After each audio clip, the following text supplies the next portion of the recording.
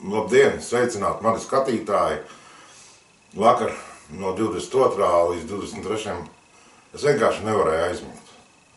Jo es ieslēdzu netīšām YouTube un paldies internetam, ka tur vismaz ziņas rāda, ka mēs kaut ko redzam.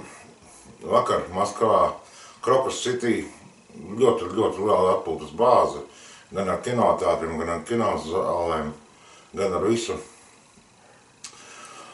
Ielauzās teroristi un šāva pa cilvēkiem pa taisno. Vienkārši es kaut ko tādu nebiju redzējis. Es tagad likšu mierā konfliktu Ukraina, Krievija, jo šitas ir kaut kas nežēlīgi, jo vienkārši uz cilvēkus sāka šaut un pēc tam aizdedzināja to visu. Tas ir ļoti bēdīgi, es izsaku līdzjūtību cietušajām ģimenēm un tam līdzīgi. Nu, ko es varu darīt, to es varu darīt. Jā, man sirds ir pilna, protams, un es tiešām, ļoti slikti gulēju. Jā, kas man ļoti neinteresēja, es ieslēdzu nakts ziņas Latvijas vakarā. Neko tādu nerāda. Kas tas ir? Būs tā, ja sāksies Latvijā karš, jūs arī pēc 3 dienām parādīsiet.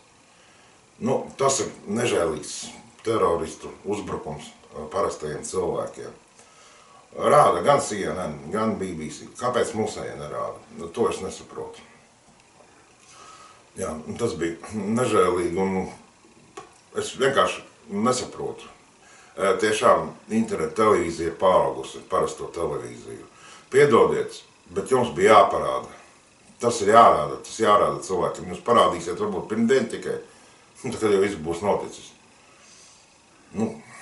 Es ceru, ka Latvijas rādio es gan nepaklausījos.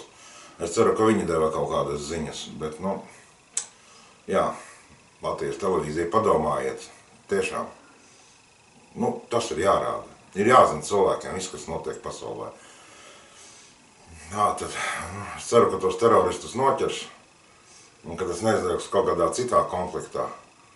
Bet šie teroristi tiešām bija sagatavojušies nopietni, jo viņi iegāja, jau bija gatavi un ir atkāpšanās ceļu. Iedomājieties, ka visur ir kameras Maskavā apkārt. Tur ir kameras, tur tagad var visu kaut ko nofilmēt. Laikam arī tie Krievijas spēcdienesti nebija gatavi tam visam. Tas ir nežēlīgi un es kā bijušais ugunsdzēsējs saku, paldies, ka ugunsdzēsēji ieradās pirmie. Tā tam jābūt, laikam. Labi, skaitīsimies nākamos notikumus. Tas bija manas domas par nakts negulēto. Labi, līdz nākamajai reizei.